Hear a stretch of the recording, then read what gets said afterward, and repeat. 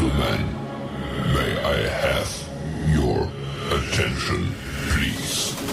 The show starts in 10, 9, 8, 7, 6, 5, 4, 3, 2, 1, go.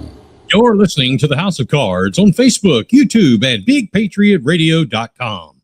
All licenses for music and content have been purchased by and are for the express use of the Big Patriot Radio Networks. All information, opinions, and topics are for entertainment purposes and do not expressly represent the opinion of the show's host and or producer. Sit back, relax, and enjoy.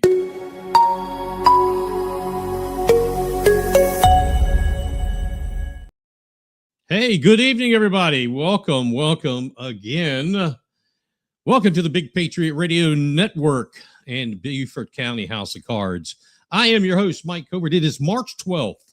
Every week I say this, but I mean it more and more. It's like unbelievable. I was talking to somebody today, and I said, March is half over.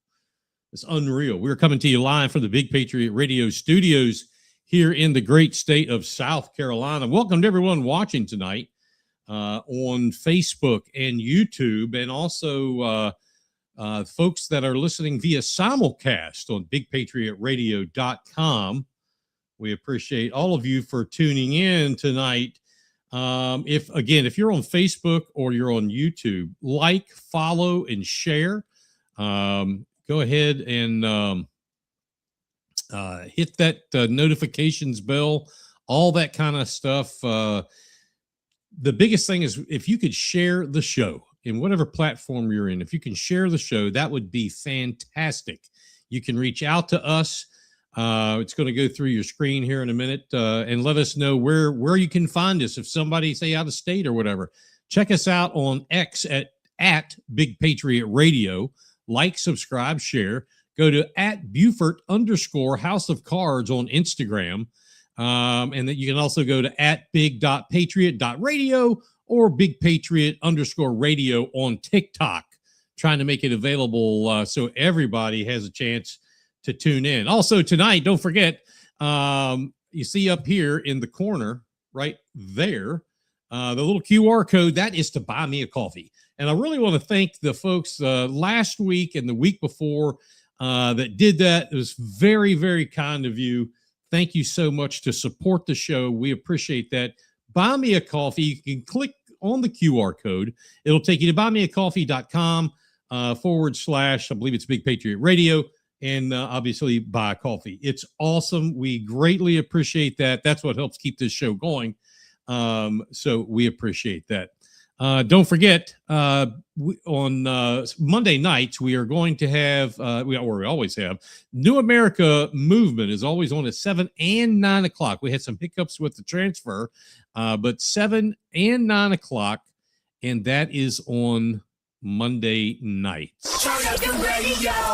Bringing you the best selection of hits for your listening pleasure. Yeah, so let's get into it. BigPatriotRadio.com.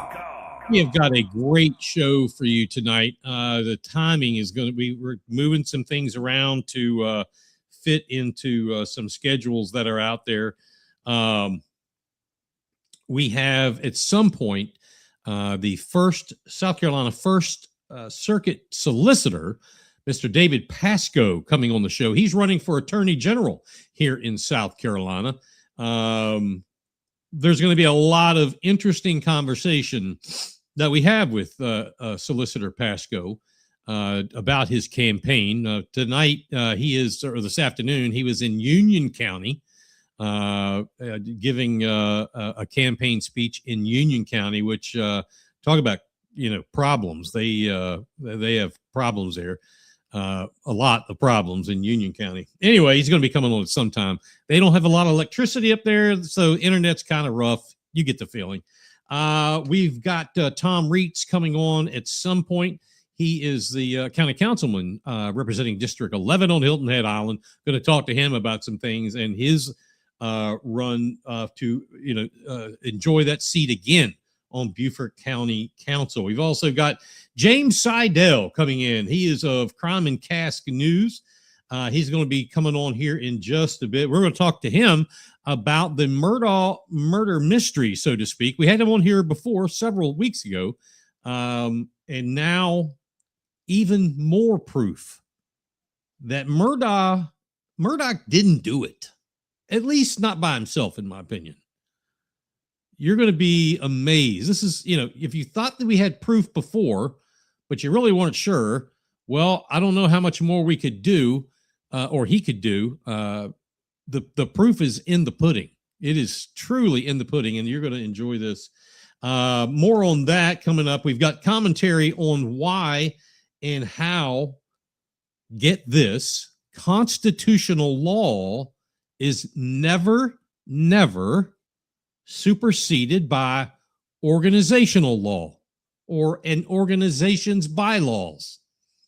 Yet in a letter this week, Beaufort County Republican Party Chairman Kevin Henley said explicitly that the BCRP bylaws are, in fact, superseding constitutional law.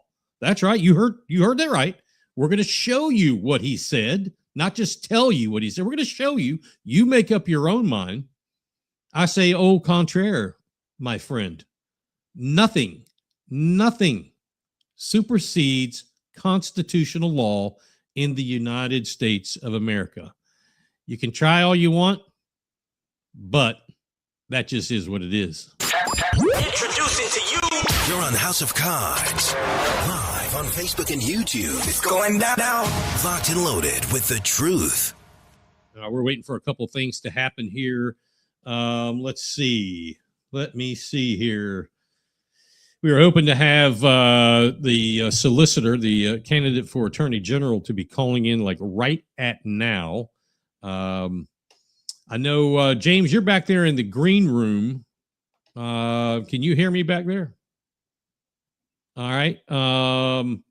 What time are you free? And I can't hear you, so maybe send me you see the private chat there? Send me a little message. Tell you what, folks, if you want to do podcasts, get StreamYard. Just think about it. Go to my page. We send the notices out all the time. Click on it. I get you a deal. Look into StreamYard. I'm really impressed, and so far have had complete success. Once in a while, little goof, little hitch here and there, and that's probably because of the internet. We'll talk about that later some other time. David checking in, the auditor of Beaufort County. David Cadd, good to see you and your wife here. Thank you so very much for joining in. Hang tight here. We are going to, let's see here. Let's see. All right. One thing I do want to bring up, a bit of news. Last week, we debuted a song, Low Country Lines by Jimmy Red. We were fortunate enough to be able to put that out there first. And we're going to let you know when you can buy it, where you can download it, and all that kind of stuff. The amount of mail and calls and texts we got this week it was staggering. So we're going to close the show. When we close the show, we're going to close the show this week with Low Country Lines by Jimmy Red. If you haven't heard this, and especially if you live in the Low Country, you do want to check this out. It is some kind of good. The tune, the words, it's great. It's just great.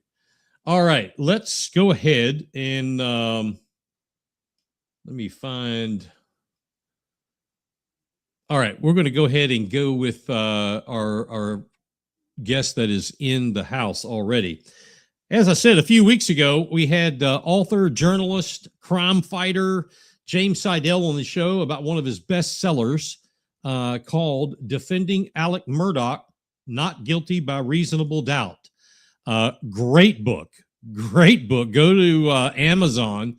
Again, it's Defending Alex Murdaugh, Not Guilty by Reasonable Doubt by James Seidel. fantastic book. But anyway, he shared with us here on the show a lot. It was more than I had ever seen, and I follow this extremely close. Data points that when you start adding them up, a common sense thinking person can only say it's physically impossible for this 6'4", 300-pound, obviously stoned man who has horrible knees to be able to do what they said he did. I don't care what he may have admitted to or made a comment to the cops. I'm telling you, it's impossible to do what he did, or what he got convicted of. Let's put it that way. Or he didn't do it by himself.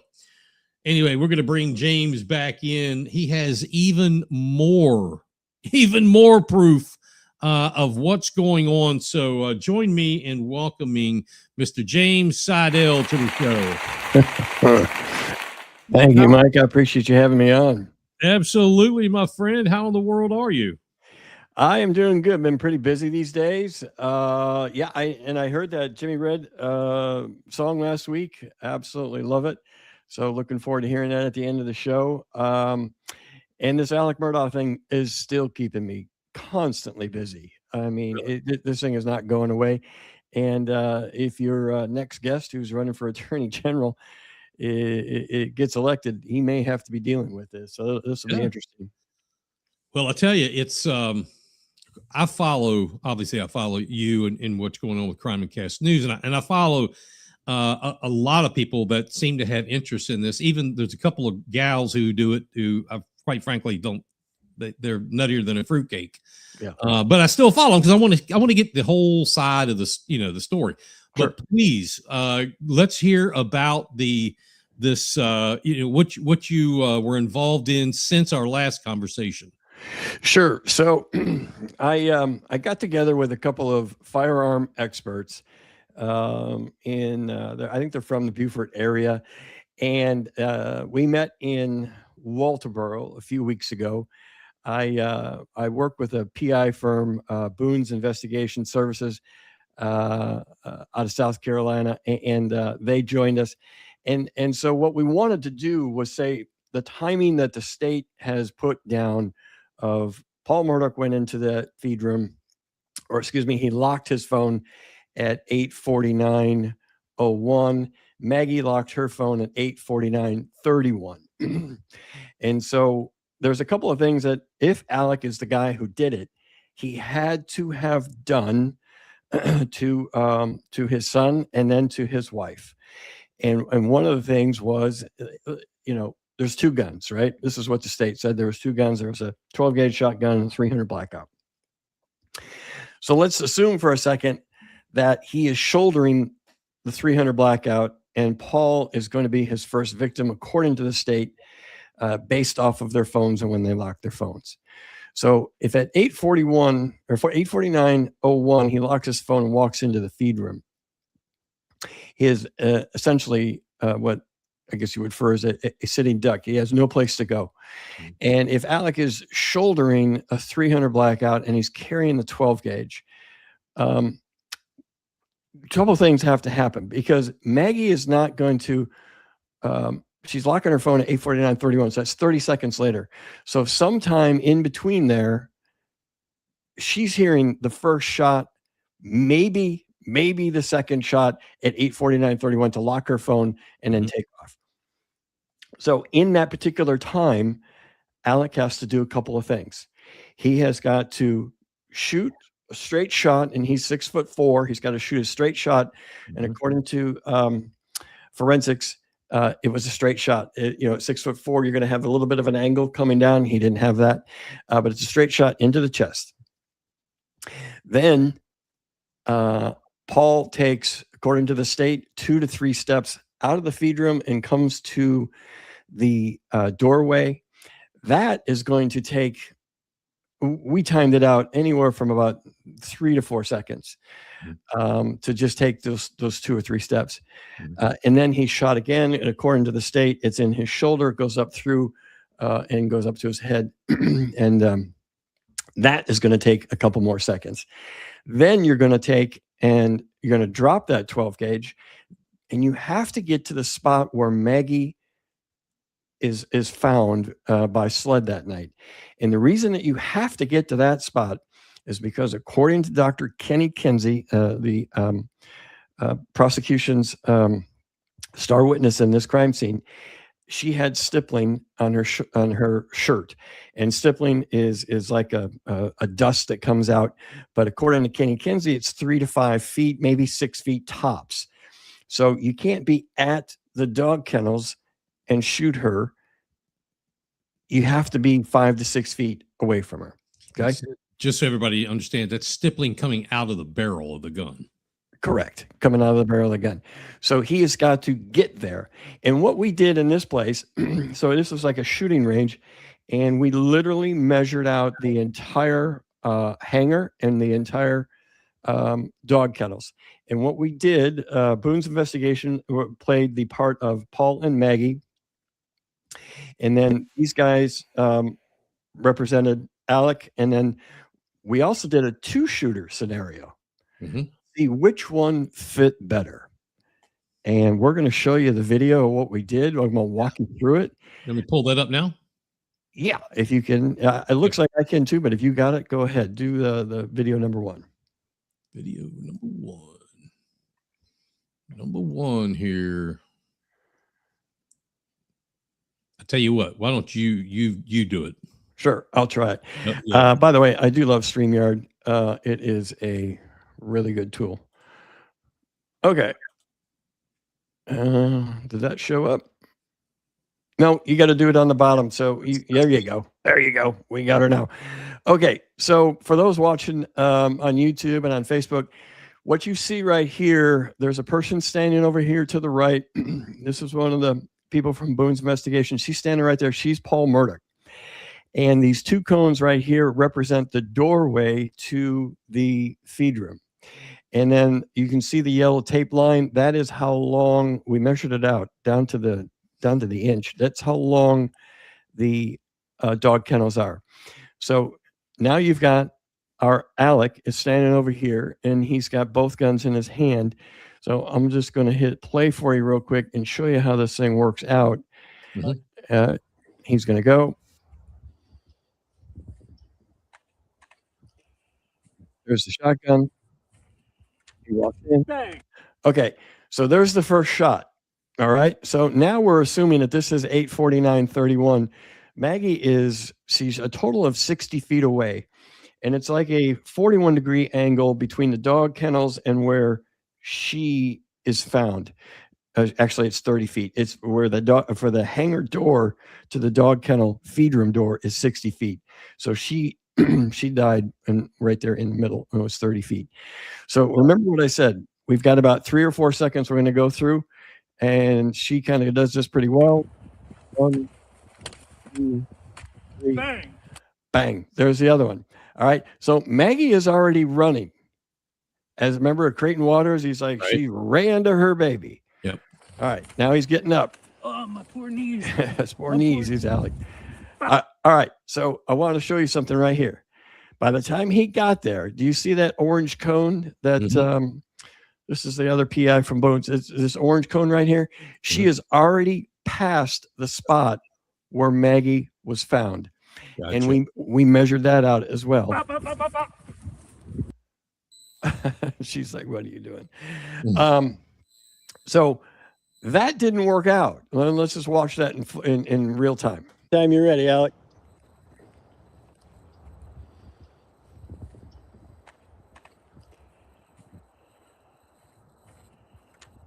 Bang. 1. He falls down. Bang. Oh, my poor knees. Maggie's running. My poor knees. She's already passed. So this particular scenario for him did not work out. Now, I want to show you, by the way, do you have any questions on that? No, I mean, it makes perfect, I looked at that before, and I just, I looked at that compared with the notes that we had from the last time I had you on. Yeah. And I mean, I'm right there so far. So I'm with these guys. They are, let's just put it this way. They are extreme firearm experts in what they do. And they're really good. Ready? And this scenario for them. We tried it a few times. We got the same results every time. We don't need to look at the same video doing the same results. It was the same results every time. Maggie was already past that spot. This is a 2-shooter scenario.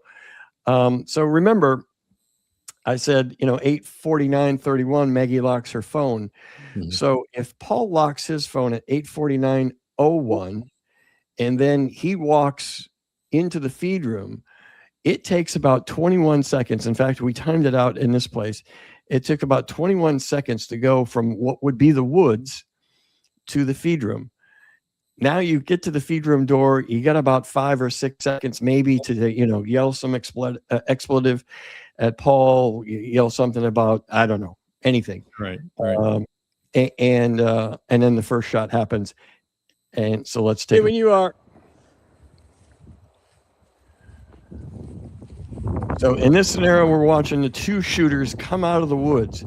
They are at Moselle, behind the woods. They are behind the hangar. They have a perfect view of the dog kennels. Paul has already locked his phone. He's in the feed room. Somebody's coming over here. We are right now, this is about 20 seconds right here. So we are now at about 8:49, 21, 22, somewhere along those lines. Second shooter breaks off. 1, 2. Look at this. Bang, bang, bang, bang, bang, bang. Let me go back to this. Bang, bang, bang, bang, bang, bang.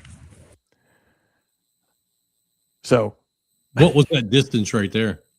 I think we measured it was maybe 8 feet or something like that. But if you remember what the prosecution had said, and also we put him at this cone right here because there's an angle that has to happen. Obviously, this isn't the hangar, but 41 degrees or something like that, I think. Yeah, it was an angle of 41 degrees, and then they're going to move out from here and then 84 degrees, and they're going to do the final shots. So she gets shot, as the prosecution said, she walked a couple of steps. That puts her right at the cone right there. Ready when you are. Oops. Puts her right at the cone. Bang, bang, bang, bang, bang, bang. We had a chance to talk with them. Let me get rid of this. We had a chance. Did you want to see any of those again? No, I'm good. I'm good. Okay. Let me take that. There we go. There you go. All right, we're back. So we had a chance to talk to them afterward, and again, these guys didn't want to, come out and say who they were or whatever. But sure. I'm just telling you here that these guys in the local Low Country, some of the top firearm experts, trained, highly trained in this. And I said, okay, now what'd you think? 1 scenario, 2 scenario? They're like, both of them at the same time are like 2 shooters all day long. There's no way you can, all day long is what they said. 2 shooters all day long. You can't do it with one.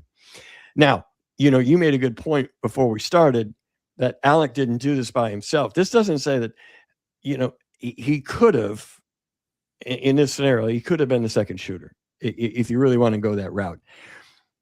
But you got to remember, if he's Paul's shooter, he's going to be covered in blood from the back spatter from blood is going to be in every nook and cranny. It's like going to the beach. You find sand 3 days later. Blood's going to be the same way. So, I guess you could put him into the 2 shooter, but it makes a lot more sense of 2 shooters coming out of the woods. In my opinion, if you read my book, and certainly in chapter 25, and chapter 25, man, I invite your next guest to come on to read it as well.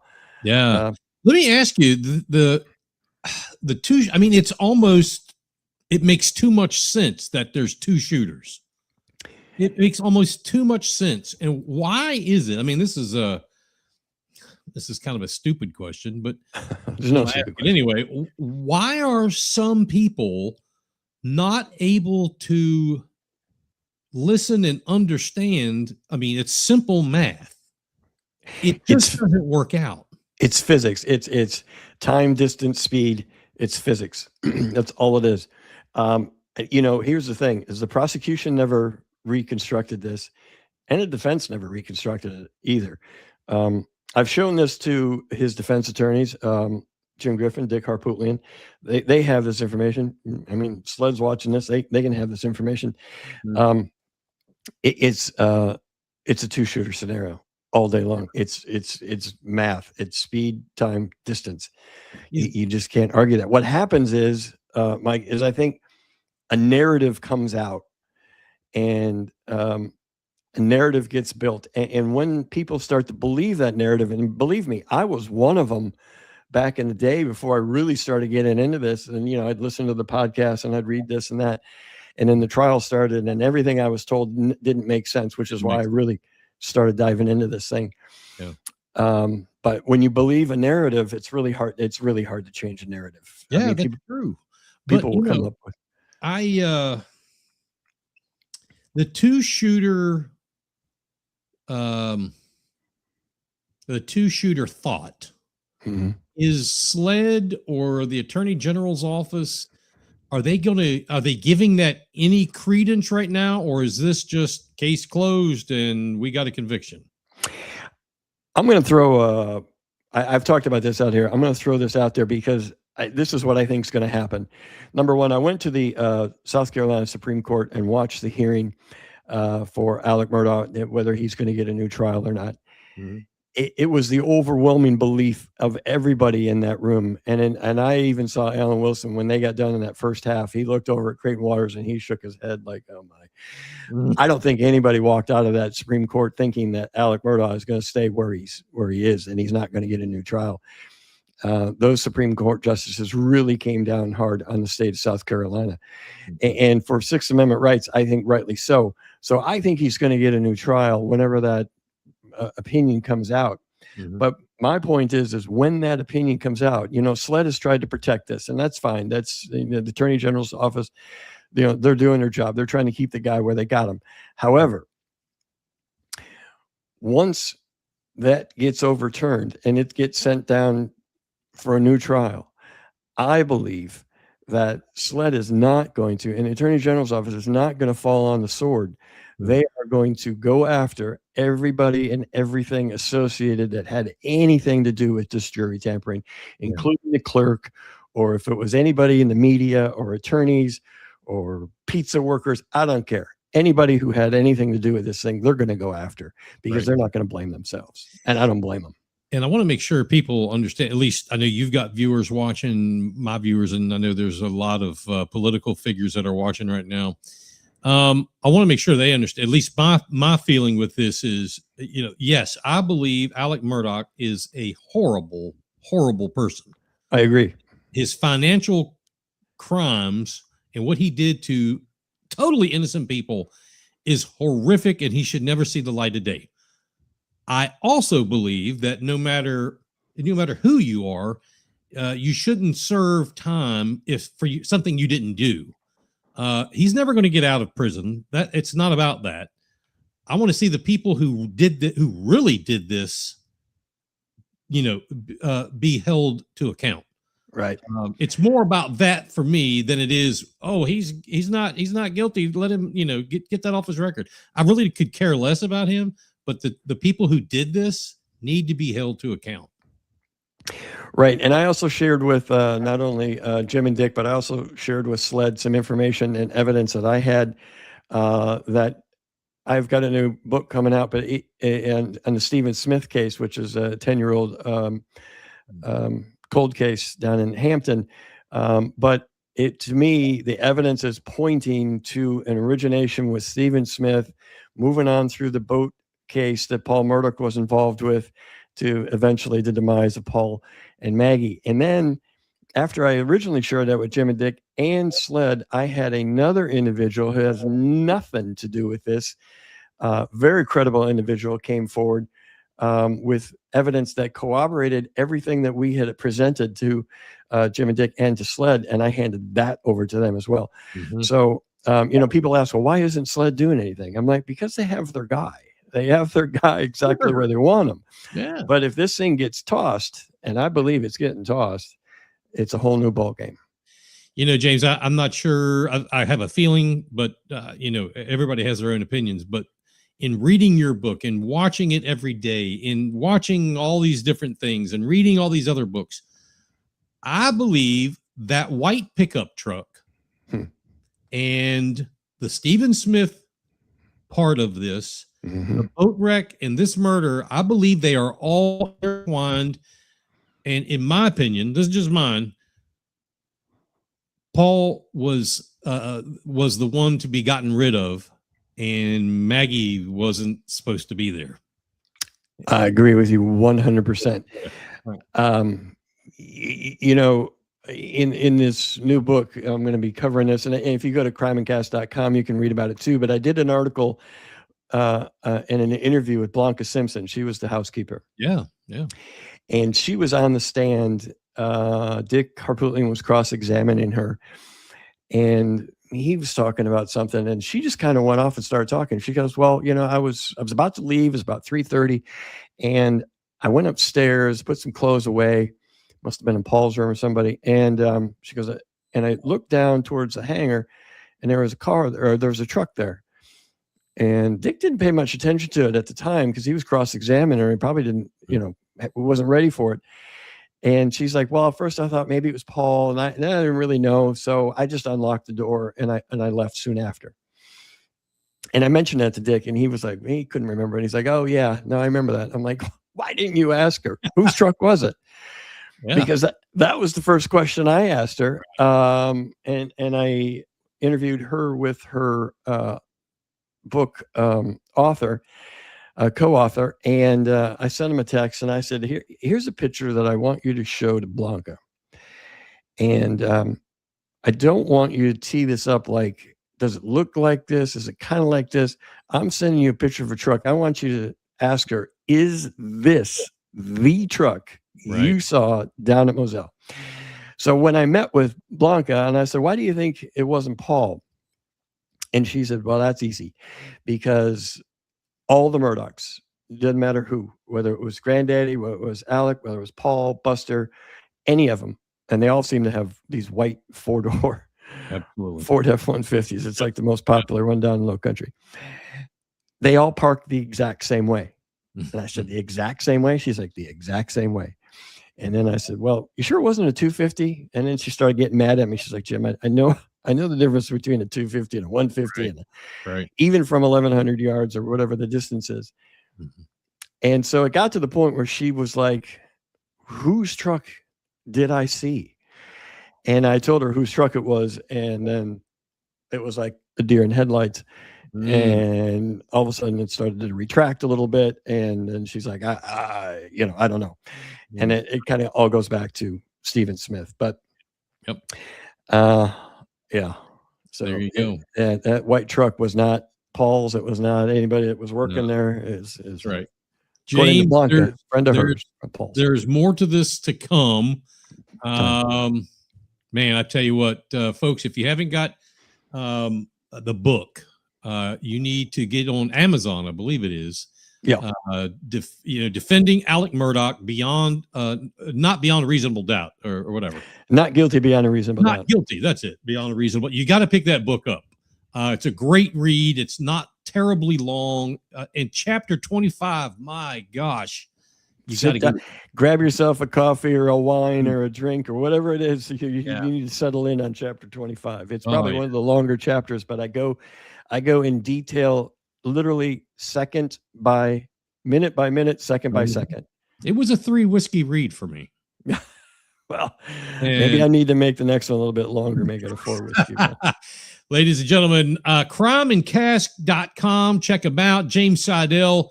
He's on YouTube. He's all over the place, Facebook, everywhere, and always on this show. Thank you so much, my friend. We want to have you back as this keeps turning a little bit.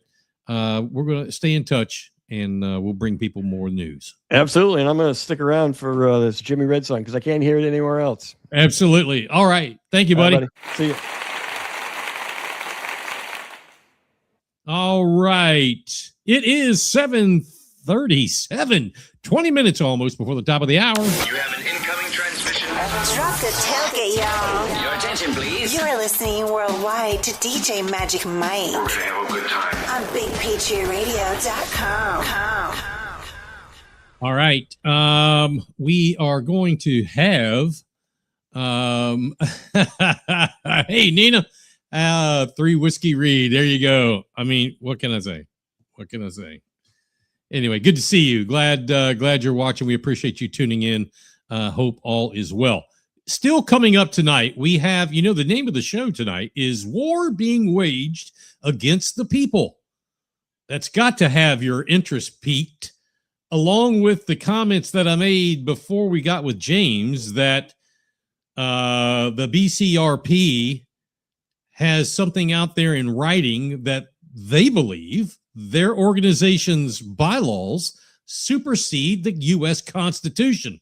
We're going to tell you about that as we move forward. But first, I want to bring onto the stage, I met this man, I guess it's 5 years ago now, when he decided he wanted to run for county council in Beaufort County, District 11, the toe of the island, against one of the most heavily, weighted down, seated incumbents, but who was so horrific at his job.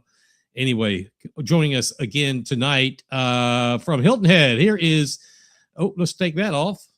And how did I do that, Tom? Tom Reach, ladies and gentlemen. Oh, there you are. Can you hear me? You're muted, I think, buddy. I think. How about now? There you go. There he is, Tom Reach. Couple of little technical difficulties there. Appreciate you joining in at such late notice. We just had James Seidel on. David Pascoe is going to be on. Let's see. Matter of fact, he just texted me. He is up there in what is it? Union County, up in God's country, and with some kind of campaign thing. Can't believe it. But we're going to call him in a little while. Tom, again, appreciate you coming on here. Man, there's so much to talk about. You're up for, re-election. Yes. You have been doing unbelievable things on Hilton Head when it comes to, and I mean, this isn't the sexy conversation of the year, but stormwater, when you live at sea level, is pretty damn important. It's pretty sexy. You fixed a problem that no one, Stu Rodman, anyone before him, and I don't even know who it was, he's been there so long, no one addressed. How did you do that? First of all, thank you very much for having me. Great show with that Mr. Seidel. Exceptional. Thank you for the kind words, but we work hard at it, but there's a team of people too that we're reaching out to, getting involved, some of them for the first time. And a lot of the people that were in position to do things over the years never were not allowed to do it, but they just didn't know about it. There wasn't the good communication. There wasn't the working together. Mm-hmm. One of the things I try to focus on early on was the relationship between the county and the town of Hilton Head, and making sure we communicated well together, but worked together. And we learned so much in the last 2 years that a lot of work is being done. But I will say this, even with the big money that we've appropriated to a lot of the areas, many communities are coming in. We have a lot more to do. The people were underserved in this regard for a long time. I don't ever want to lose sight of that, because they're still upset, and rightfully so. We're government. Things turn slow, unfortunately, and we just have to keep and remember that we're doing good things now, but we have much more to do before we do the dance. There's so much more to do. Absolutely. Now, I had said, I don't want to go into the whole stormwater, details, that people would be like, "What are you doing?" Yeah, but you fixed it. You led the charge. You didn't get out there with a shovel, but you led the charge and got it fixed. Now, you discovered something and you approached me about it. And I was like, what is this about the $22 million bank sitting out there or account for POAs, HOAs that's not being used? Can you tell folks about that? Oh, wow. That came to me somewhat organically throughout the whole process of listening to the communities, finding out where their needs are. And it really came, my wife and I were together one night and I said, hey, let's get the tax bill out. And it says, that big number at the top, and then it has a stormwater fee that everybody pays, commercial as well. And, what I did is I just wanted to find out who was collecting, county does, and where was it going? And there is a enterprise fund called Stormwater, separate from everything. And when I embarked on this, it was about a 20 million. Now it was 22 at one point $1 million. And what I realized is a lot of our communities, whether it be the Bradley Circle area, Ashton Cove, Leamington, anywhere, there is really no work ever done on stormwater there. And I just asked the question, do we want to refund some of this money? Do we want to look at that? Let's look at maybe updating how we do things. And then I realized, I was told by Mike Moore, the manager, administrator, said we have an ordinance on the books that says these communities can, at any time during the year, quarterly, yearly, whatever, put back in a claim for money. They call it credit, but it's money that would go to a POA. Then it would be used in that community to retrofit, stormwater, culverts, whatever it may be. Still trying to learn a lot on that. And quite frankly, Mike, I came to you because early on you were a mentor and you were on council, and I wanted to know what you did with that money and what council did for years before me, because I just happened to come along and find it, and Mike Moore pointed it out, but why aren't we communicating with our people that we have this? So we're starting to do that. We're going to learn, start to do that, get that out there. And again, it's just one of the things we learned along the way. So what POAs can do, correct me if I'm wrong. Yes, sir. But if HOA, POA, whatever, fill out the paperwork, which I will say it is a little much. I agree. In my opinion. If they fill this stuff out and they play by the rules, they can receive money from the county based on stormwater. It's credits is what it is, right? Yes, sir. Okay. And again, there's $22 million sitting there. It's not being touched. Since we talked, I did reach out to a couple folks. Actually, the stormwater, he was the engineering director who headed up stormwater when I was there. Good. And I asked him about it, and I said, what the hell's going on? And he said, well, most people nobody knows about it. And the few that do said it was too difficult to fill out the paperwork. And I said, well, okay, there's something for Tommy to work on. Yes, sir. Make that a little bit easier. We shouldn't, hamstring the citizens in getting their money back. If the POAs paid it or the homeowners paid it and they're due, well, don't make it, you don't have to, like rewriting a medical dissertation. Yes, sir. For gosh sake. So I just put that on you. But go ahead. But just think about this for a minute. We've, for the first time in a lot of years, we're actually out listening to the people, trying to get the work done. We've appropriated a lot of funds to it. The other thing I learned along the way is that this county, for whatever reason, we have close to 2,000 employees, but we don't have any standard operating procedures in place. Oh, no. And I don't mind that, but now that we realize that people truly need our help and services, why aren't we putting together, and I'm working on this now, putting together a pre-storm, a during storm, and an after-storm approach to how we communicate. Number one, let's be the best communicators we can. And I want to talk to you about a communications portal that I thought about through something I heard that the county's doing somewhere. But, when we work with Tide Point, Bay Pines, Bradley Circle, Ashton Cove, Old Woodlands. Why don't we put together a communications portal that allows the stakeholders that live in these areas 24/7 access, secured, to find out from start to finish where the project is. So there's no guessing. There's no, did I get an email? Did I get an update? That's number one. But as far as you hit it on the head, Mike, it's cumbersome, this ordinance. People didn't talk about it because maybe they didn't know about it. But here's what this councilman's going to do with the help of you and my colleagues on council and the staff. We're going to take a look at that ordinance and we're going to make it to where it serves the people that we're working for. If it's too cumbersome, which I've heard from many people since I found this, and nobody's using it. And then I hear the other day that Sun City does this every year. And they do all the paperwork, they apply, and they get money back. And I'm like, wait a second. Number one, show me that.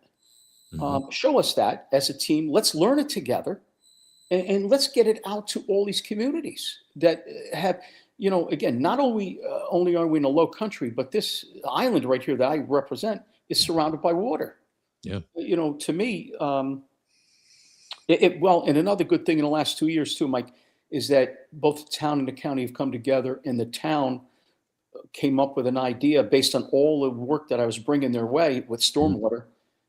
They're going to create an island-wide master plan that is going to, incorporate the 12 miles, all the intricate network of stormwater. So there's so many good things going, but part of my job, I have a year left on this term. I hope to get reelected. We'll talk about that in a minute if you'd like, but I'm going to make, we're going to work with Mike Moore, the administrator, and staff to, I ask for things sometimes, get it to me for dummies, meaning me. I want to understand this. I'm learning some other things that I'm trying to get on the budget. And I've asked Mike Moore and Pinky to get it to me in a finance for dummies for me to understand so I can communicate better with the people. So we're learning a lot as we go. I'm glad we're doing it, but we have much more to do. I have to say, one of our longtime listeners, Carolyn Smith, got her comment up on the screen. She's like I call her the mayor of Alljoy. Carolyn, wonderful. I just saw her tonight. I was at a stormwater meeting, Alljoy, at the Bluffton Library. Let me tell you, those people are, they go to everything. They care about the community. Passionate. It's amazing, but please go ahead. But, she was just saying, she commented, and we want to hear from you folks. Anything you want to say, please get in the chat room. Anyway, she was just mentioning there was an Alljoy meeting down at the Bluffton Library. Tom was there. It's not anything remotely close to him, but this guy is a true servant of the people, not in his district, but he shows up. One of the main topics was stormwater. Yes, sir. And what better person to, lean back on? Unfortunately, I'm not a fan of her representative. I think, if somebody runs, they can replace him. And, nice guy. I just don't think he serves the people well. And we need more people like Tom Reitz to serve the people, not serve themselves. Speaking of, and we've only got a few minutes left, campaign has that, I know it's kicked off. We're always campaigning. Always. It is. But, have you had the kickoff party and all of that good stuff? We haven't had a kickoff party yet. I'm going to let my wife do all of that good stuff, but tomhhi.com is the link or website if anybody would like to take a look at that, contribute if you'd like. But one thing we're going to try to do over the next several months before June 9th primary is get out there and let the people know what we've accomplished in 3 years versus what, maybe the last 16 years of what my opponent did. And I tell you, I think it's stark. I think, but the reason why I think we've gotten so many things done is that people want to work together. We're getting things done. And when you accomplish something, it sort of gets you geared up to do more. And I just see it all over. We have some good people. They want to get things done, and we're clicking. There are so many things that we've done that are first for this county. Yeah. That should have been done years ago, but we never had that cooperation. And we never, the town council, oh, they don't know what they're doing. County council, they don't know what they're doing. Hey, listen, all of that aside, if we don't get it done, it's not going to get done. So right. I approached it with, let's do whatever we can to work together. I got your website down. I believe that's right. TomHHI.com. Is that right? Yes, sir. Okay, yes, sir. Good. That's your website, folks. When we're done, just click on that and go to there, but stay with us for a while. Real quick.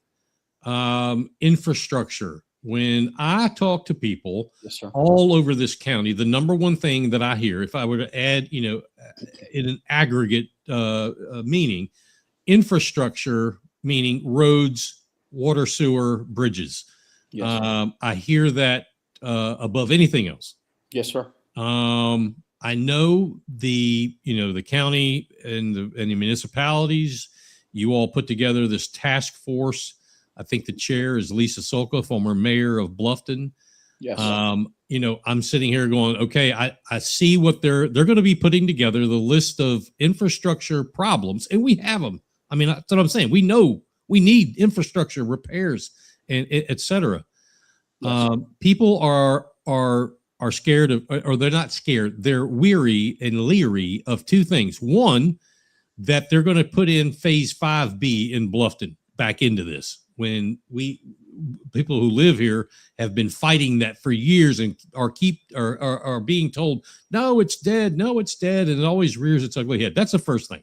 The second thing is I have not had one conversation, not one, with a person who has said, you know what, I think it's time for that 1% sales tax.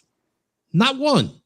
Now, I have had more than one say, Mike, did that list from 2018 get 100% completed? And my answer is, I don't think so. Not 100%.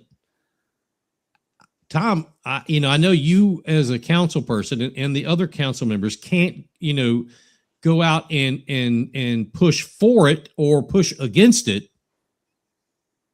What's your opinion, I guess, I don't want to get you in a jam, but with this 1% infrastructure transportation tax that I know is coming, we all know it's coming.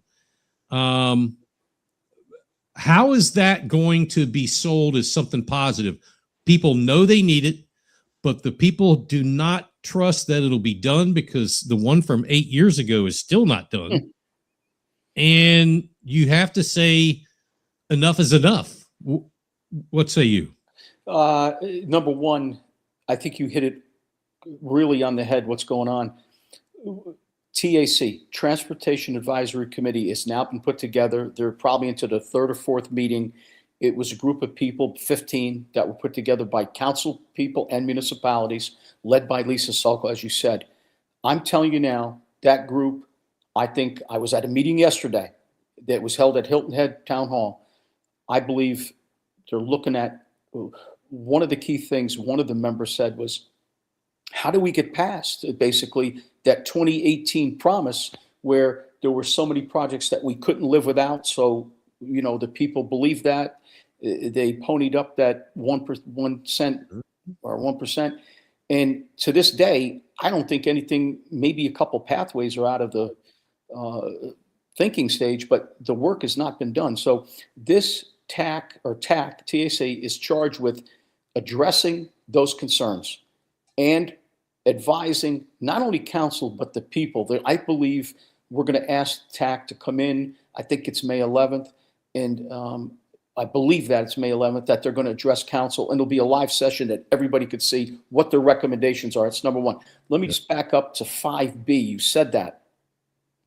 And there are council people that are on right now listening to the people. That is going to be a very hot flashpoint if that comes up again. It's been addressed. It's been dealt with. And there are council members that are going to deal with that appropriately if it comes up again, because the people, they reign supreme, and we got to listen to them. So those folks that are worried about 5B, I think you got a good contingent of people that will address what we've addressed before, and it's all been live. But Mike, I tell you, it's a big ask of this council to the tune of the amount of money that they want for this new referendum. If we don't convince them, we'll get things done. It's a problem. What kind of dollars are they looking at? Or can they even say they don't have a list of things? Oh, golly. I don't even want to go there because I think some of them want to get a ton of money, a very high number for X amount of years. There were people yesterday on the committee talking about Charleston having a 25-year referendum. Savannah. My thing is, we have $146 million right now, approximately, in the cloud for the 2018 referendum. I've been asking our team, and I know others have as well, please, let's do a few of the key projects that people would see. They drive over and see how good we can do it. And then we'd have the ability to say this. I believe the people are going to speak very loudly. I think the June 9th primary, Mike, is critical that people show up and vote. Oh, absolutely. There's state things. There's CD1 with Nancy Mace's seat. There is governor things going on. So there's going to be a lot of people that draw people out. Yep. But this TAC, this TAC Transportation Advisory Committee, very important for Beaufort County. And anybody listening or anybody that they should reach out to their council person, reach out to anybody and tell them how you feel. But it's going to be a very hard ask of us if we don't do anything with the 2018 money that we still have. Yep. You nailed it, buddy. You nailed it. There he is, Tom Reach, District 11. Go visit his website after the show tonight, tomhhi.com. That's tomhhi.com, and learn about Tom Reach. You're a gentleman. All about it. Mike, thank you. And the people, we're doing a lot of good things together. I look forward to doing more. It is fun. It really is. Thank you. Thank you, my friends. Another listener, real quick, David Brown chiming in. Looking for someone to serve on County Council in District 10. Absolutely. So are we. Mr. Brown, how are you, sir? Yes. Good to see you on our show tonight. District 10. All right, Tom, you're going to be back. Tom is a friend of the show, as is his wife. My friend, go get some rest, and we will have you back on here very soon as things get wound up in this campaign season. Tom Reach, everybody. Thank you so much. Look forward to Dave Pascoe. Thank you. All right, it is straight up 8 o'clock. Drop the tailgate, y'all. Your attention, please. You're listening worldwide to DJ Magic Mike. We're gonna have a good time on BigPatriotRadio.com. That's right. We're going to call David Pascoe here in a minute. He is running for Attorney General here in South Carolina.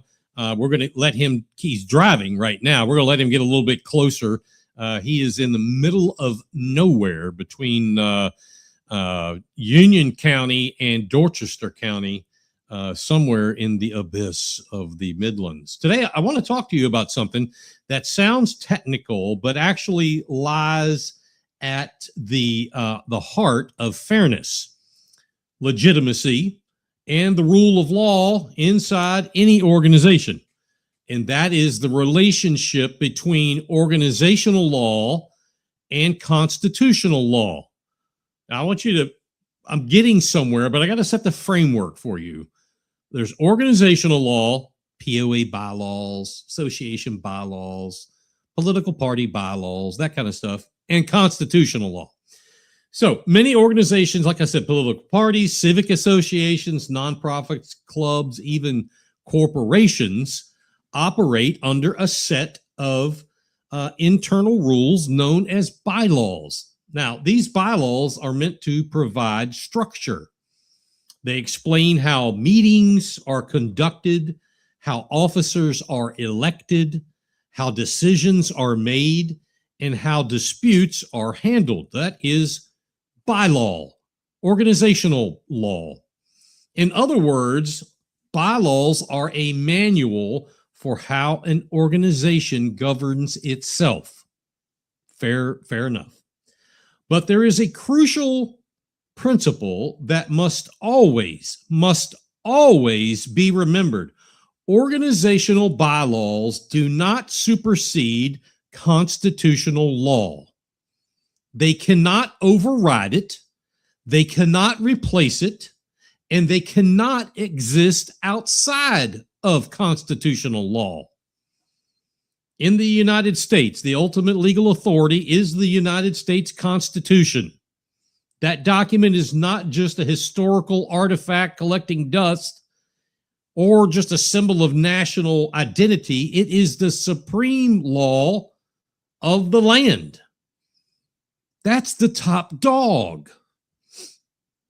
It defines the structure of government, outlines the powers of the institutions, and most importantly, establishes the rights that belong to the people. Within that Constitution is one of the most important protections ever written, known as the Bill of Rights. These first 10 amendments guarantee some essential freedoms: freedom of speech, freedom of assembly, freedom of religion, and the right to due process. These rights are not granted by organizations or by committees or by commissions or by leadership boards. They are inherent protections recognized and enforced under constitutional law. No rule book written by a private organization can simply erase those protections. No rule book written by an organization, a private organization, can erase those protections. To understand why, it helps to think of the law as hierarchy. At the very top is the Constitution itself. Beneath it are federal statutes passed by Congress. Beneath those are court decisions interpreting those laws, including those issued by the Supreme Court. Then come state constitutions and state laws. Only far below that level do you find the internal governing documents of private organizations, things like charters, operating rules, and bylaws. That hierarchy matters. Bylaws are subordinate rules. They operate within the legal system, not above it. Again, bylaws are subordinate rules underneath. They operate within the legal parameters and system, not above it. They're valid only as long as they remain consistent with the higher laws that govern the country. An organization can decide how often its members meet. It can establish procedures for voting. It can determine how officers are chosen, how committees are formed, how they function, and how members participate.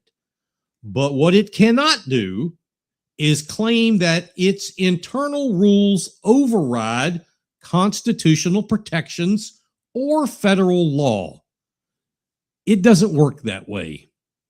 For example, an organization cannot write a bylaw that denies basic legal protections if those protections are guaranteed under broader law. It cannot create rules that violate federal statutes. Organizations writing bylaws cannot assume that because something appears in a bylaw, it automatically becomes legally legitimate. It doesn't work that way. Simply writing something down does not make it lawful. Throughout American legal history, courts have consistently reinforced this principle. Organizations have broad authority to manage their internal affairs, but that authority, it has limits. Those limits exist because the rule of law must and does apply everywhere, not just within government. Constitutional law involves us all, not just government. Without those limitations, internal governance could easily become abusive, like that. Imagine if an organization could simply create rules that ignored constitutional protections. Leadership could silence dissent by writing it into a bylaw. Pay attention here. This should hit home. Leadership could silence dissent by writing it into bylaws. Members could be stripped of basic procedural fairness. Elections could be manipulated by changing rules midstream. In such a system, power would rest not on law or on principle, but but on whoever controlled the rule book. The Constitution was designed specifically to prevent that kind of arbitrary authority. Looking back at the founders of this country, they understood a difficult truth, and that is even democratic organizations can fall into authoritarian habits if they're not bound by higher principles. Majorities can become oppressive.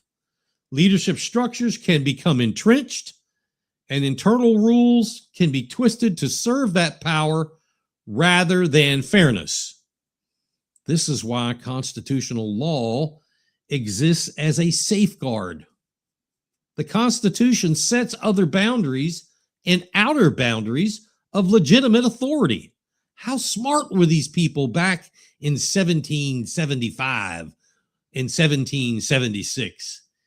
The Constitution establishes that certain principles, fairness, liberty, due process, and equal protection, cannot simply be voted away by a committee or rewritten in a rule book.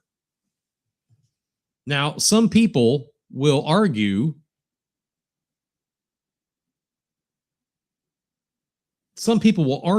that bylaws represent the will of the membership, and therefore they should carry ultimate authority within an organization. Regina, hi, checking in from down there in Florida. Thank you. Good to see you. Hope everything is well. But the will of the majority is not unlimited. That's another thing that should hit home. The will of the majority is not unlimited. One of the defining features of American constitutional governance is the understanding that majority rule must exist alongside of protected rights. Otherwise, majority rule can quickly become majority tyranny or that abusive act of power. The Constitution has that check and that balance. This was all thought of long ago, 250 plus years ago. The Constitution protects individuals and minority voices from being overridden by temporary majorities or powerful leadership structures. It ensures that governance, whether in government or in organizations, operates within a framework of fairness and accountability. Healthy organizations recognize this balance. They understand that bylaws serve an important purpose. That's how they're structured. They provide clarity. They create procedures and policy. They help organizations function smoothly and predictably. But responsible organizations also recognize that their bylaws must align with broader legal principles. They ensure that disciplinary processes respect due process. They structure elections in ways that preserve fairness. They interpret their own rules in a way that reflects both legality and legitimacy. When organizations start ignoring that balance, problems start blowing up, like what we see in Tehran overnight. They just blow up. Problems. Members lose trust in leadership. That's happening. Internal disputes escalate into legal battles. That's happening. Participation declines. That's happening. And eventually the organization may find itself struggling not only with internal conflict, but also with challenges in the courts. That is happening. All of that can be traced back to a simple misunderstanding, the belief that internal rules are somehow more powerful than that law of the land. They are not. Wrapping this up, bylaws are tools of governance, but they're not sources of ultimate authority. That is the Constitution. In the end, respecting that hierarchy is just not just about legal compliance. It's about preserving the legitimacy of institutions themselves. Organizations that represent higher law earn trust. Okay? Organizations that respect higher law earn trust of the people. Organizations that honor fairness attract participation or more people. Organizations that operate transparently build lasting stability through the people.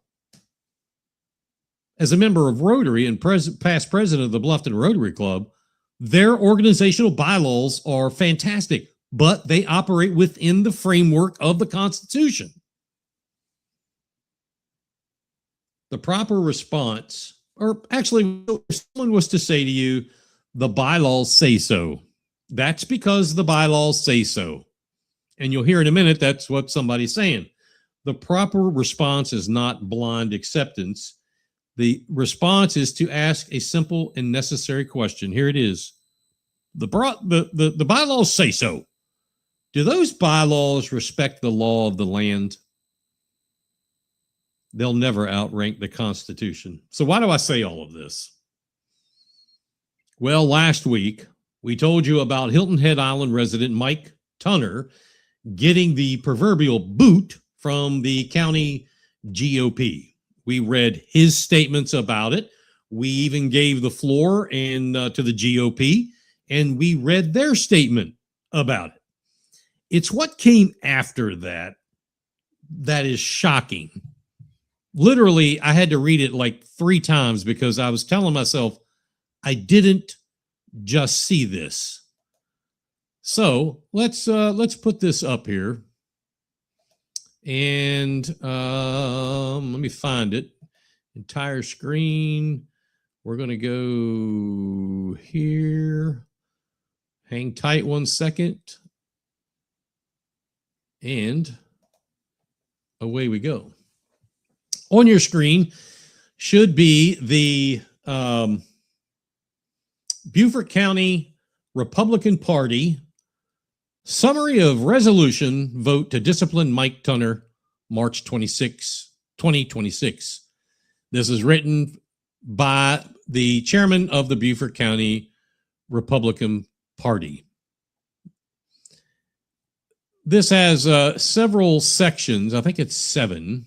Yes, 7 sections about why they're doing what they're doing. The one part that must be talked about and must have something done is part 1, constitutional protections versus private organization rules.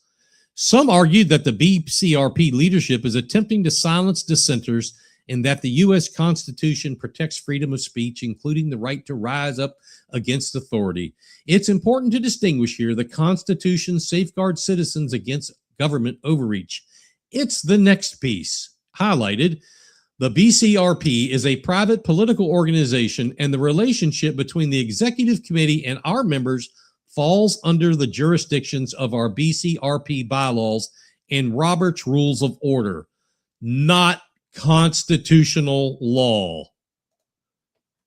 Not constitutional law. Let me say that again. It falls under constitutional, not bylaws, for God's sakes. Let's read that again. Surely I read that wrong. Remember, the relationship falls between the executive committee and our members falls under the jurisdiction of our BCRP bylaws and Robert's Rules of Order, not constitutional law. I don't understand. I just don't understand. How is someone, and that was signed by Kevin Henley, BCRP chair. He's not ignorant, not by a long shot. Very intelligent fella, but my God, surely, Kevin, that's a typo. Because if you or Jodan Lee, the executive committee woman, or anybody on that leadership team thinks that your bylaws supersede the Constitution and you're the chair and executive committee of a political party, that is embarrassing. That is highly embarrassing. Unbelievable. Just unbelievable. Wow. Let me, I'd love to hear from you on that. love to hear from you on that. I'm sure this is not over by a long shot. So anyway, it is 8:17, and we're going to try to ring up the candidate for Attorney General, Mr. David Pascoe. Hopefully everybody can hear this. Solicitor Pascoe. Hey, Mike, how are you doing? Good, sir. You are live on air, BigPatriotRadio.com in Beaufort County's House of Cards. How was everything in Union County? It was fantastic. We had a bunch of patriots show up at the Republican Party. We talked about corruption, doing a better job of taking care of our children, and lowering crime in South Carolina. It was a good crowd of patriots. Awesome. A couple of things, just so people know who you are. You were the first circuit court solicitor up there in the Somerville area. That's right. You are well known throughout this state as someone who takes that lady justice and enforces the law. We appreciate your service. A couple of things real fast. I didn't know this until tonight, and let me pull it up here. You and I come from the same stomping grounds, my friend. Oh yeah. Matter of fact, where are you from? I understand you are from Charlottesville in Albemarle County. I was born there. In 1967, I believe. That's right. And I was born in Spotsylvania County in 1967. There you go, neighbors. Neighbors. My wife is too, by the way. And I grew up in Richmond, Virginia. I was born in Charlottesville, but grew up in Richmond, Virginia. And I moved down here in 1985 when I went to the Citadel. Went to the Citadel, got your undergraduate degree, went on to the University of South Carolina, and got your Juris Doctorate. That's right. Unbelievable. I knew I liked you. I didn't know why, but now I know why. You're my neighbor. Yeah, Virginia boy. Yes, Virginia sir. boy. So I want to talk to you. I don't know if you have our show on, but I just did a short piece, a little montage about something that, and I want your opinion on this because it does affect you. Okay. Recently, Beaufort, just to give you a snapshot, Beaufort County Republican Party gave the boot to a member for a plethora of reasons. It's basically 2.0 of the one that happened several months ago. That's not the point. The point is they issued a statement, and I just read it to the viewers and the listeners, that said the BCRP's rules are between the executive committee and the members, and the bylaws supersede any constitutional law. I'll wait for you to pick your jaw up off the floor, but they literally put that in writing. I don't believe that. You're going to have to. I cannot believe that anybody would say that, much less put that in writing. You're going to have to show it to me. I will. When I pull over, because that is bizarre. That is completely bizarre. And if that's true, that shows you the mentality of what you're dealing with in Beaufort County. I cannot imagine that being the case. That's awful. I will email that to you. It is public information. And why, for the folks listening, if you have not been paying attention, Solicitor Pascoe was, I'm not sure, you tell me where it is now, was trying, the GOP was trying to keep him off the ballot for a myriad of reasons. Where does that stand now, Solicitor? Are you going to be on our ballot or not? Yeah, it stands that I will be on the ballot. That fight started in Beaufort County. That's where the good old establishment started it with their anti-Pascoe resolution. And so many people across the state got upset and mad about it that the legislature said that they weren't even going to take it up. We just had too much support. But that started in Beaufort County with your current chairman and vice chairwoman. I remember having a conversation with your chairman because the resolution literally had my name in it. That's right. It said to keep David Pascoe off the ballot, let's pass this resolution. Well, when I talked to the chairman, I said, will you allow me to address the executive committee?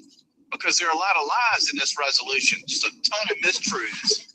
And he said, quote, no, because the truth doesn't matter. This is politics. I said, well, I'm sorry, man, but the truth always matters. That was a very disappointing conversation that I had.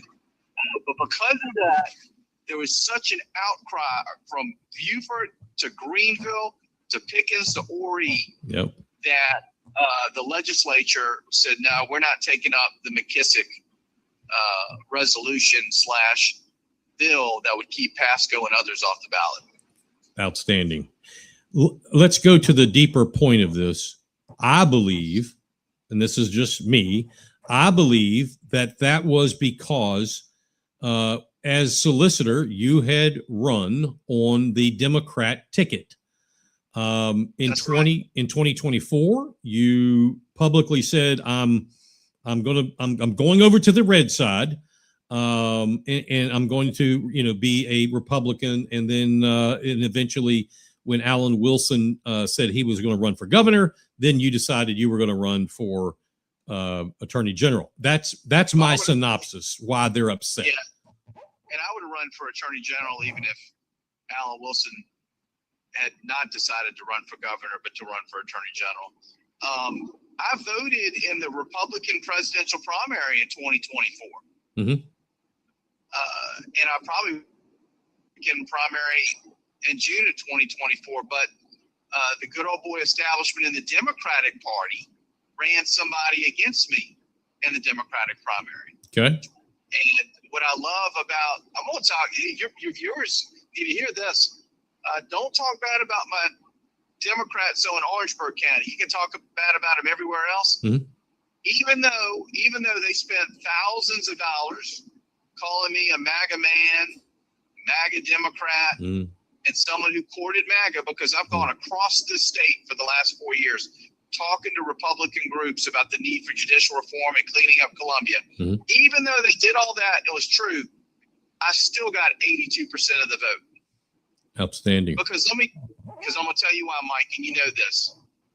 When it comes to crime and corruption, Republicans, Democrats, they don't care. They want a wolf in that position. It does not matter. Somebody that's going to go hunt it. And that's why we're going to win the Republican primary.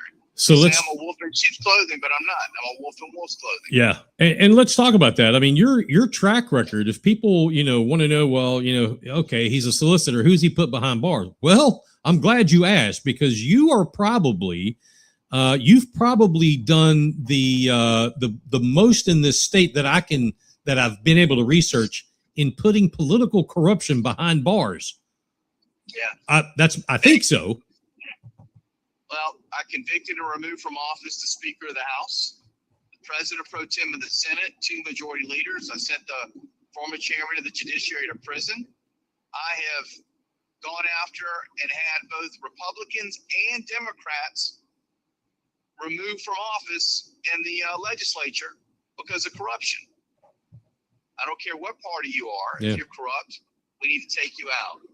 I'm also the only candidate running for attorney general that just put people on death row. That's right. I sent a cop killer to the firing squad last spring. That is correct. David, let me switch gears here. Are you still with us? Yes. Okay. Yeah. Let's switch gears here. I think, and I don't want to spend a lot of time on the switching parties, and because I think that's a childish excuse by the Beaufort GOP and anybody else who wants to buy that. That's a childish excuse, and they need to put their big boy pants on. When you look across history with, people that have changed parties, it doesn't happen, I want to say often, but it does occasionally. And did you know in the last 15 years, 157 lawmakers across this country have done that, equaling 10 to 11 switches a year. So it does happen. It does happen. It happens. Yeah. All right. Let's talk about Attorney General. A couple of our best presidents switch parties. That is absolutely right. That is absolutely right. Matter of fact, the same people that are saying, "Oh, Pascoe used to be a Democrat," yeah, they're the same ones that didn't support Donald Trump. That's they're right. The exact same ones. They wouldn't have let Trump on the ballot. That's correct. That's correct. So, with David Pascoe is Attorney General, what would he do when it comes to the subject of the cast vote records, the CVR? That's been a big point of contention that a lot of people, yours truly, believe that we should have access to the CVR. What is your opinion of that? I said a couple of weeks ago in a press conference to make it public that when I'm the Attorney General, those records will be public, period. We have got to have transparency in our elections so people can trust those elections. So we're going to be like most of the other states in this country when I'm Attorney General, and I'm going to give an opinion that says they should be released to the public upon request. If there's any information on those cast records that are sensitive and people shouldn't receive, well, we redact stuff in court all the time. Yeah. We'll just redact it. But those records will be made public when I'm the Attorney General. Let's talk about fighting crime. Attorney General, you'd be the top lawmaker, law enforcement officer, rather, in the South Carolina. There's a problem in this state of getting people through the system. I know solicitors are all across the state are terribly busy, but what can be done to, get that fair and speedy trial really fair and speedy? How are you going to, get that through the system? That's a great question. And I'm going to give credit where credit is due on something. You know me, I'll go after legislators and the legislature when I don't think they're doing right. But one thing they've done really well in the last 3 years now is they've done a good job of funding solicitors' offices so we have more troops on the ground. In other words, I now have almost twice as many prosecutors as I had 4 years ago. And because of that, we're going to be able to start moving cases a lot faster. And we're already seeing that both in my office and in offices across the state. I think that the docketing crisis that we had after COVID, within the next year to 2 years for sure, will subside greatly. And again, let's give credit where credit is due. The legislature stepped up and they noticed that we needed more funding, both in solicitors' offices and public defenders' offices, and they have provided that funding. What is the answer for? And I know, speaking of public defenders, those are, and correct me if I'm wrong, but those are funded through each county council, correct? Well, and the state. And the state, okay. Both public defenders and solicitors' offices get funding through both the counties and the state. And a lot of problems we have with a lot of circuits is that their counties are not funding their solicitors' offices well at all. Right. So we really, really rely in a lot of circuits on our state. So I know I can only speak for the 14th Circuit where I live. I finally, Solicitor Stone finally has gotten the funding where he should have been a while back. But I still believe that the public defender's office is getting kind of shafted, if you will, no pun intended.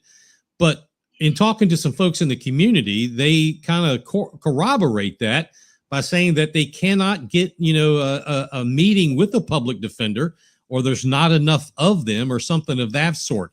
Is that something that, as Attorney General, you can take a look at? Can you hear me now? Because you're starting to break up. Yep. Yeah. Okay. I think I got the gist of your question. There's not a whole lot I can do with regards to the public defenders and their budget. I don't know that they want me to get, quite frankly, too involved in their budget. Right. Because I'm fighting for solicitors to get more funding. I do know that as far as state funding, public defenders have gotten a lot more money. It just depends on what each county is doing for their public defenders' offices. And I said this just tonight in Union. Public defenders and solicitors are not enemies. We are opponents. We are, we have cases against each other, but we're not enemies. Mhm. We can't move cases unless there are an adequate number of public defenders in that circuit too.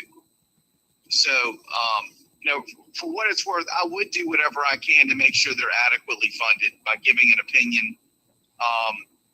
Honestly, I know in most circuits, I think that they're doing pretty well, though. Okay. They really do get a lot of state funding.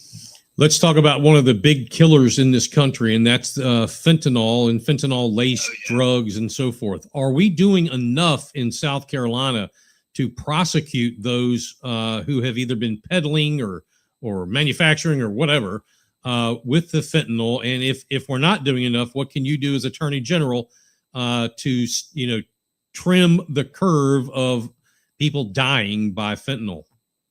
We are doing much better than we did 3 years ago because we finally got a trafficking fentanyl statute passed a couple of years ago. And that's been a game changer because it's created much harsher penalties for trafficking and distributing fentanyl. So we're doing a lot better than we were 3 years ago. What I'd like to see is a better bill, though, dealing with people that sell fentanyl and there's a homicide where someone dies from it. Right now, the law is almost impossible to prove that you're guilty of a homicide by selling or distributing fentanyl, because you have to prove that that person knowingly knew that they were selling or giving that person fentanyl that they died from. I mean, the defense is always going to be, well, I didn't know it was fentanyl. I thought it was something else. I don't think it matters what you thought it was. I think the statute needs to read that if you knowingly gave someone what you believe to be any illegal narcotic and they died from it, you ought to face at least, 30 years in prison, maybe even life in prison. We need to get a better statute that deals with homicide by fentanyl. Because right now the one they passed is, I don't even know that it'll ever come into play. So speaking of the legislative side of this, obviously as Attorney General, you're going to have a somewhat working relationship with both the House Judiciary Chairman Weston Newton, as well as the Senate Judiciary Chairman Luke Rankin. How often, and I have no idea if they meet now, but how often would it be imperative that the Attorney General and those two judiciary chairs or the entire Judiciary Committee meet and talk about what needs to be tightened up? Not always new laws, but at least tightening up to get the cop killers, the regular rapists, murderers, child pedos, blah blah blah, to get them off the streets. How often do you need to have a one-to-one, a mano-a-mano with those guys? Well, quite often, and if not a one-on-one, at least have our staffs get together. There are going to be times where we're not going to agree, and I'm going to use my office as a bully pulpit to try to get other legislators on board. For example, judicial reform. I've been a huge proponent of judicial reform. I've been the one going across the state to Republican groups for the last 4.5 years talking about it. Well, the Senate Judiciary Chairman, Luke Rankin, does not agree with me on that. Yeah. I go up to his home district and I hold meetings and I talk about the need for judicial reform to put pressure on him. Weston Newton did not agree with me on the issue of judicial reform 6 months ago. But to his credit, he saw the light and he supported it in the House. So I think it's important to have a relationship with them where we can talk to each other about, the things that I would like to see done in some of our criminal laws. But doesn't mean we're going to always agree. In fact, quite frankly, we're probably going to disagree a lot when I take a look at their voting records. And that's okay. I mean, if everybody agreed 100% of the time, what a weird place this would be. Final thought I have for you, Solicitor, is, here in the Low Country, the 14th Circuit, we have, and there are, some sheriffs here who want to argue this, and I don't know why. Well, I do know why. That when it comes to child trafficking, sex trafficking, when it comes to drugs, this is like the Pill Parkway down here. when it comes to weapons of all sizes, illegal weapons. The 14th Circuit, to me, seems to be a magnet.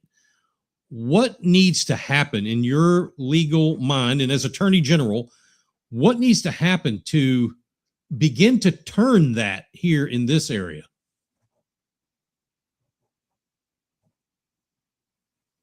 Oh, did I lose you?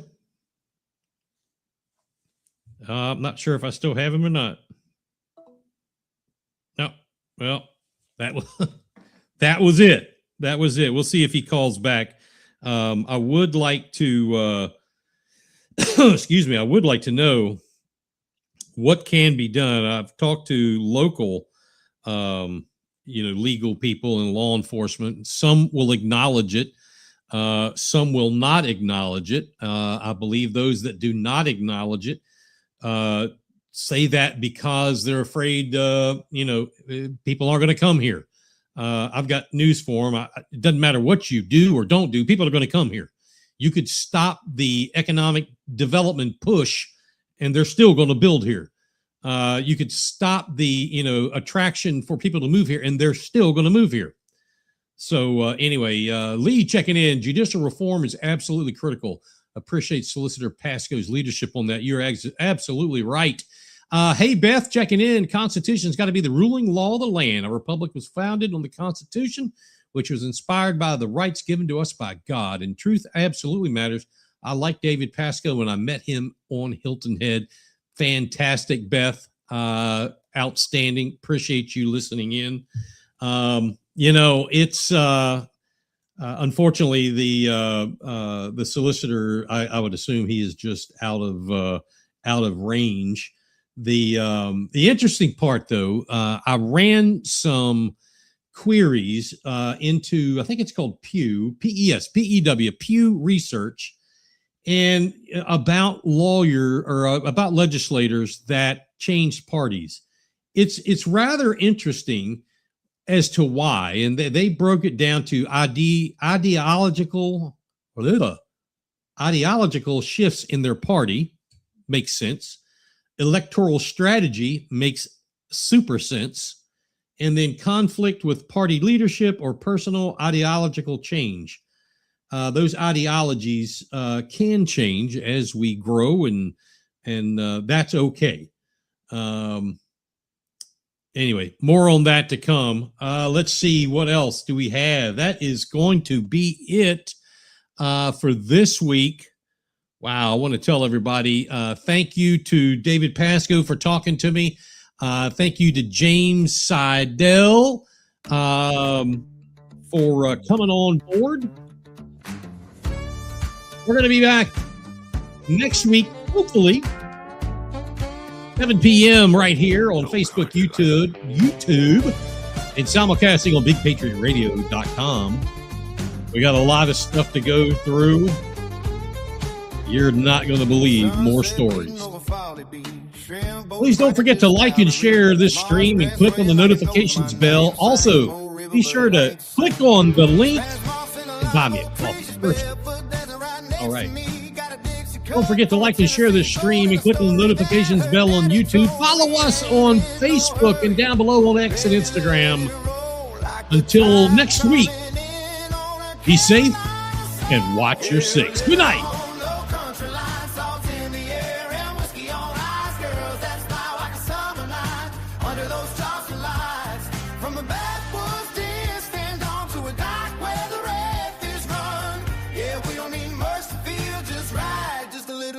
Saturday night.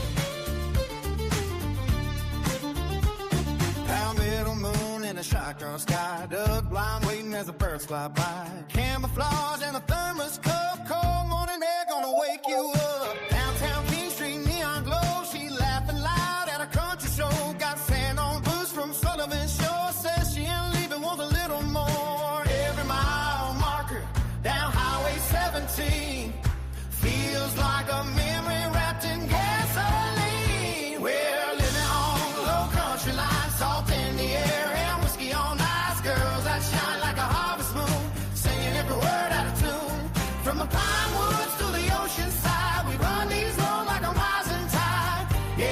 need much to feel just right. Just a little faith and a Friday night. Cypress knees and Carolina rain. Football odds and a freight train. From Columbia down to Beaufort town, you can feel that heartbeat in the ground. Raise it up for the old homestay, for the ones we love and the ones we wait for. Every backward memory made in the life where the good Lord stay. We're living on low country lines, whiskey burning, sweet tea wine, girls that love like a hurricane, but kiss you soft like summer rain. From the deer woods to the attic blue, there ain't no place like me and you. Yeah, we don't need much to feel just right. Just South Carolina and a Saturday night.